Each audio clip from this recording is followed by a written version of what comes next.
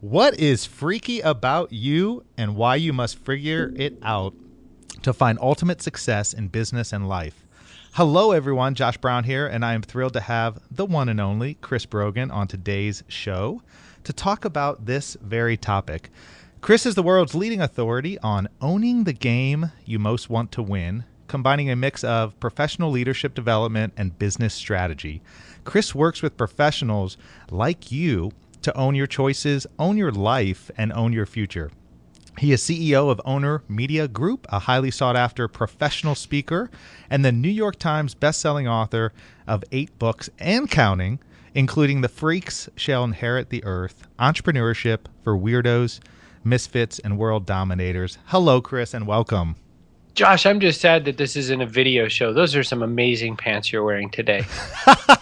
Thank you, sir. Thank you, sir. So, listen, your book, by the way, is fantastic. The Freaks Shall Inherit the Earth. Loved it. You were so kind. We met at Podcast Movement 2014, where you delivered a fantastic keynote. And then you gave away a bunch of your books, and you were so kind to sign it, and you signed one for me. And actually, you signed it for my daughter, which was fantastic, and she absolutely loves it. So I appreciate that. And really what I love about your book and your message is that it's all about finding the freak within. You know, we all bring a uniqueness to this world and to our businesses, and yet so many of us hide behind a facade and are afraid to be unique, to be ourselves. And true business magic and personal success comes when you embrace your freakness as opposed to hide it. And so I just like to kick this off by asking you, I mean, when did you embrace your own freakness? I was 6 years old. The first time that I could tell you very clearly, and it was, I had just received a new bicycle, a brand new Huffy Thunder Road, and, you know, my folks weren't in any way well off. And so the fact that this was literally a new bicycle that had never been touched by little grubby children's hands before was a beautiful thing. And I was trying to learn how to ride it. And with retrospect, everyone tells me what a dumb idea it was to try to learn how to ride a bike on a lawn, because there's no way to get momentum, as it turns out, and you basically are just falling prey to balance and, you know, gravity all day. In the process, I drove my bicycle right into the side of the house and smashed the front fender off of it. And through my tears and telling my mom how sad I was, I told her she had to move the house because clearly the house was in the way, Josh. And so that's when I learned that maybe in that entrepreneurial way that you see the world differently than everyone else, that maybe I also had a part to play. Well, when did you have the courage outside of riding your bicycle in the grass to act on it in a business sense? You know, to be really honest, I've had that courage a long time and executed on, you know, being weird, but for a long time it wasn't quite rewarded. So there was a lot of times where I was like, hey, let's storm the castle. And everyone said, sit down, you know, for many, many years. And so it wasn't until probably 2006 when I realized that I could, you know, join the circus. So right up until then, I had been, you know, trying to use my freakiness inside of companies and to very limiting and small levels of success. But in '06 is when I went and started working with entrepreneur Jeff Pulver to run one of his conferences and also to be community manager of his startup that he started like the day after we met. And so that's when I, you know, started really applying it directly to a job. But before that, I tried really hard. I mean, I would, you know, bring new ideas to any place I worked. And you'll appreciate this in the franchise world. You know, I was trying to tell the people at Mrs. Fields Cookies about all these great new ideas I had. And they were like, just make the cookies, mall worker. Okay, that just hits such a key point here. I mean, you know, I love that you were in the corporate world. You were sort of in that area where you're trying to fit, you know, a square peg into a round hole. You're trying to infuse your own personality. And it ties in so well to what I want to talk about today, because so many of my audience are stuck in this. They're either stuck in this corporate environment that they hate and they're trying like hell to break away from, or maybe they've already broken away or been broken away, been laid off. And now they're trying to figure out what is it that they can do. You know, perhaps they've had this burning desire, like it sounds like you've always had, to kind of infuse your own style, infuse your own personality, your own thoughts into something. But how do you know if you're best suited to do your own thing or to maybe become part of a franchise where you're just implementing somebody else's systems or process, or to be in that sort of quasi situation, which I know you talk about in your book, The Freaks Shall Inherit the Earth, of, trying to do that within the confines of an organization, although it's got to kind of be a unique organization to allow that to happen. It's the strangest thing. So as you're asking the question, I was trying to think through who doesn't need systems. And I was going to say, well, I guess if you're homeless, you don't need systems. But that's not true either. There are systems everywhere. If you're homeless, I mean, you have to figure out where's the best place to sleep where you're not going to get bothered. When's the best time to sleep? Because it turns out overnight isn't exactly great sleeping if you're outdoors, for instance. You need to know how and when to ask for stuff because you're still trying to, be fed and things like that. So, I mean, there's systems in everything we do. And the difference between someone who, in one way or another finds themselves outside of an existing platform or whatever. If you're in a franchise, you basically are saying, I commit to this system. If you're an employee, you're at least partly saying, I commit to this system. When you're the boss, you could say, I could do whatever I want. You're not the boss of me. But if you don't put real systems into place, you're going to have a challenge. And that's partly why I wrote The Freak Shall Inherit the Earth, was because a lot of my artistic and creative friends were like, I can't have a system, man. It holds me down. And I said, well, how much more down can you be than living in your mom's basement? Because you can't sell anything from your art. So, it's not that everyone needs to be a business, but it does kind of merit some thinking that if you are trying to figure out how your business is supposed to be and you haven't figured out new systems for the road that you've just set up for yourself, you're going to meet with some bad times. Well, I deal with the same thing. I speak to a lot of people who are creatives at heart, right? But yet they want to turn their creativity into a viable business, and yet their first inclination is, oh, I just need to set up a business and go, and I'll figure out how to charge people later. And sometimes I'll charge people, sometimes I won't, and I'll figure out all this other stuff. And I'm sitting there trying to go, listen, you've got to set this up with the foundation in place from the get-go, and you've got to walk through these particular questions that you've got to ask yourself to decide what kind of business you are, who you're serving, what kind of value you bring to the table. But I often find, Chris, and I wonder if you find this as well, that people don't take enough time at the outset to really think about what they want to do or where their freakness or their uniqueness fits in. So as an example, I meet with a lot of people who say, oh, I want to buy this franchise. And when you really break it down, you figure out they really don't want to buy that franchise. They just want to get the hell away from whatever it is that they're doing and get into something else. So what are some steps that you would recommend for people to really figure out at the outset who they are really, and then that will sort of guide them into what they should be doing from a business perspective? What you're pointing out is really interesting, because a lot of times people will say things like, I really love to travel and I'm going to buy this gym franchise. Gyms are pretty stationary. Like you pretty much have to keep them where they are. So maybe that's not the franchise for you. Because the other thing people do, especially in franchise purchasing, is they always want to own it and pick up the revenue, but they forget that a lot of times they're going to have to be in the business for a while, and they're going to be the desk guy, at whatever company it is they run.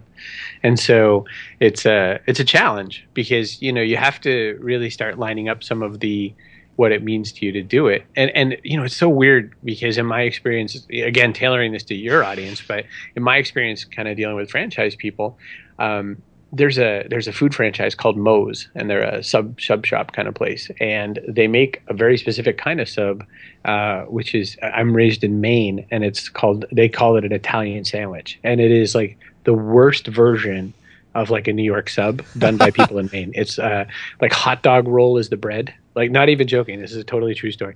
Hot dog roll is the bread, and the fillings of it or whatever are kind of more like, grocery store level meat compared to like, like if you try to think through what's like the opposite of the most quality version of a sub, that's what it is. And I'm not really making fun of Moe's, because I was raised on that. So when I eat a Moe's sandwich, my everything just squeezes with love and goes, mmm. And the guy who ran the franchise that I was talking to, he says to me, don't you just love it? Don't you just love the feeling of that soft bread in your hands? And he and I were like having foodgasm faces over the counter. Meanwhile, other people who were sitting there eating were making this face like, this is like the worst sandwich I ever ate. But it didn't matter because he loved it so much that like you knew he was going to sell that business very well. Like he was going to make good money out of it. And so I think that people, this is like the longest answer to what seems like a simple question, Josh, but it's on purpose because we must fall in love with the business that we're doing. And a lot of times people don't do that. A lot of times people think, oh, I just need to make some money. I just need a job, whatever. And if you're not in love with it and you're just doing the work to get the check, of course you're going to hate your life. Like there's no one out there going, I can't wait to be bored and miserable and totally out of alignment all day. And yet we think that's the only opportunity available to us. And so that's, another purpose for putting the book together is to say, maybe you can find that path that you want to follow. Not everyone, some people are, just not going to find that exact thing that they need, or some people's biggest passion in life isn't to run a business. So there's a spot in the orchestra for everybody. Yeah, and there's nothing wrong with that, right? I mean, there's this cachet. I think sometimes it's associated with entrepreneurship and doing your own thing, but gosh darn it, there's nothing wrong with not doing that. There's nothing wrong with going and being the best teacher that there is. There's nothing wrong with going and finding whatever it is that you are. And if you have that entrepreneurial spark inside of you, you can really, what I'm finding is that in this day and age, you can really, in any area of work, take it and turn it into an entrepreneurial endeavor, right? I mean, you as a teacher, if you're teaching in front of a classroom, you can now create books and workbooks and audio stuff and videos that you can now sell. And I mean, it's just finding what you can be the master of in your domain and figuring out ways that you can expand upon that, which I love about the day and age we live in, don't you? Agreed. Yep. There's a lot of times where James Altucher calls it being an employeepreneur. And there's a lot of great opportunities to be an employeepreneur these days and really take what you know and know how to do and how you make it work inside of an organization. So someone might say, I'm just never really going to be a salesperson, but I can really sell ideas, and so they can, be the project manager or they could be the product manager inside of a company and do great. And so, yeah, there's a lot of ways to play. The book, All I Ever Needed to Know I Learned in Kindergarten, Robert Fulghum, he had a story in there where he talked about a kid who wanted to be in the school play or whatever, and I think it was Cinderella or something, and the kid said, I'm going to be the pig. And the teacher just sort of looked at him like, there's no pig in Cinderella. And he said, well, there is in this play. And so the teacher was like, okay. And so she says, well, what are the pig's lines? And he goes, bark, bark, bark. And she goes, I think pigs oink. He goes, this pig barks. I love that. First of all, that resonates with me on two levels. First of all, I have a daughter who's in kindergarten right now. Mm-hmm. Second of all, my mom's been a kindergarten teacher for 35 years, and she loves to talk about how everything we all learned in kindergarten. Mm-hmm. And I love that. I love the creativity of the child. That it's just great. My daughter comes home with all sorts of crazy stuff, and as she's reading a book or looking through a book, I mean, making things up, and it's just right. That's awesome. That's awesome. And the confidence. What I love about the story is not only creativity, but the confidence to say back to the teacher, this pig barks. Yeah, like this is my show, and I'm going to set the rules, right? Yeah, and there's a lot to life that works like that. A lot of the better experiences I've ever had in my life, a lot of the big moments that I've had in my life came from just having enough confidence that everyone else around me just went with it. And, there's a few places in life I don't want that to be true. I don't want someone to be like, well, I'm a surgeon, with that kind of like waver in their voice, like I know how to cut someone open. And then the other one is I don't want somebody to be a commercial airline pilot who's just winging it. Although I always offer to fly planes. Well, I think that ties into a good point, and a good point that you raise in your book, which I think it's the chapter, Are You a Solo or Small Business Owner? And I know, in that chapter, you have some great information on how to be a freak, how to be who you are and yet still be an owner. And I think that ties into what you're just talking about, which is, how to sort of bring out your uniqueness, but do it in a way so that you're always keeping in mind who you're serving. I mean, can you talk about that distinction a little bit more and why it's so important?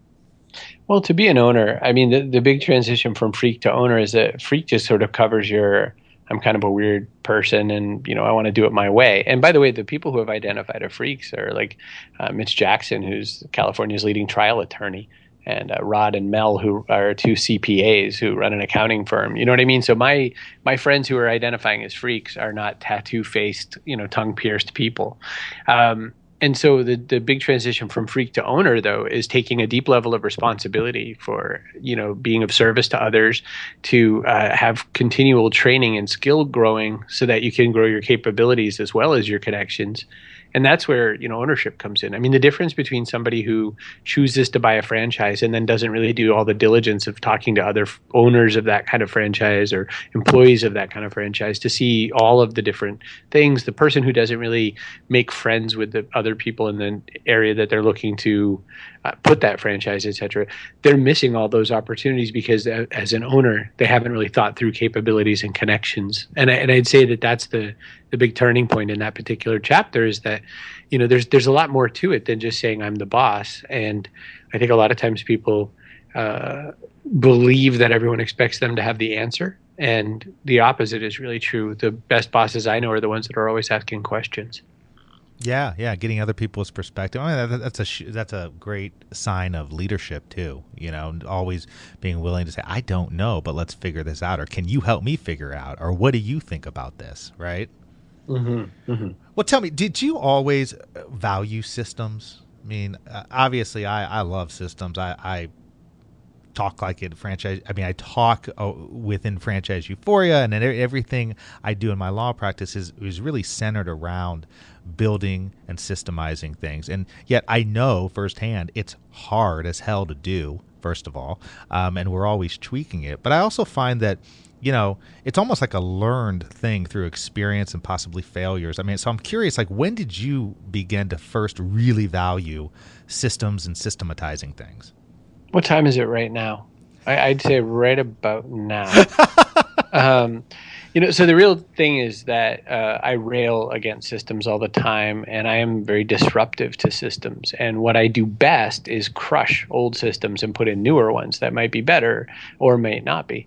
And so I'm very much the disruptor. I'm the one who comes in and says, why do we make it this way? Why is the recipe like that? And that's detrimental to a lot of businesses. It's not necessarily a positive thing to do or be.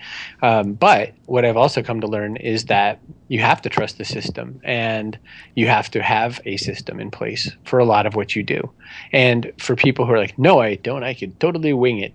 Well, then, you're not looking for something replicable, and you're saying to yourself, I'd like to waste 30% or more of my time recreating the wheel each time instead of just walking through something now that I know it's the right way. We all have systems. We wake up in the morning, we go to the bathroom, we brush our teeth first thing because maybe we just like that fresh teeth feeling first thing. And that's a system. We just don't talk about it that way.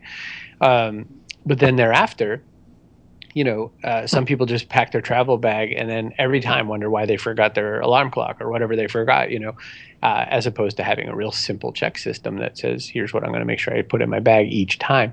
One of those things I did was, I kept leaving things like my toothbrush home. And so then I said, toothbrushes cost like $4. I'm pretty sure I can spring for a second one for the bag. Do you know what I mean? So that's system thinking. That's, what's going to make this easier for me. And so, I think it's a crazy person who decides that systems aren't for them, or people who tell me that they're fiercely independent. But there's a lot of dead, fiercely independent people. You know what I mean? Yeah, People like, yeah. I'm just going to go into that wilderness and die. So I just think that systems don't make you boring. Never looking up from the system makes you boring. Yeah, and I think in many ways too, it's the difference between a hobbyist and a business. You can have a great hobby, not worry about systems, but if you want to turn it into a business where the goal of a business is to create a lifestyle, but also to create profit, if you have a for-profit business, and the best way to do that is through systematizing. Listen, I am so grateful. Thank you for coming on. I want to totally respect your time here. I do have one final question, and then I'd love for you to tell people how to best get a hold of you or anything else you'd like to say in closing words. But how do you personally define success for yourself? My favorite definition of success is fairly personal, but it's being able to say no to the things that I want to say no to. And I say that just because, especially having run consulting companies, there's those times where you take a job for money instead of for love, and it's the worst feeling in the world. And so I just really like to be able to set up my day and my life to a certain measure, and that's success for me. Well, that is awesome. And for everybody out there, if you haven't already, go buy The Freaks Shall Inherit the Earth, Entrepreneurship for Weirdos, Misfits, and World Dominators. You won't regret it. Trust me, it's a phenomenal book. And Chris, thank you. You're just a stand-up guy, so I really appreciate that. I'm laying down as you say that, so I feel even better. Thank you, Josh. And where can people find you? Where can people, what's the best place for people to get a hold of you if they so desire? Let me wrap it up in an easy bow. If you go to callingallfreaks.com, that redirects you to a page that shows you about the nifty book we were talking about, but it also shows you how to grab my newsletter and all that sort of thing. And the one cool thing about my newsletter is I always write back. So if you say, hey, I heard you on Josh's show, I'll absolutely write you back. Well, thank you, sir. Really appreciate it. And I look forward to talking sometime in the future. Sounds great. Thanks for having me. Absolutely.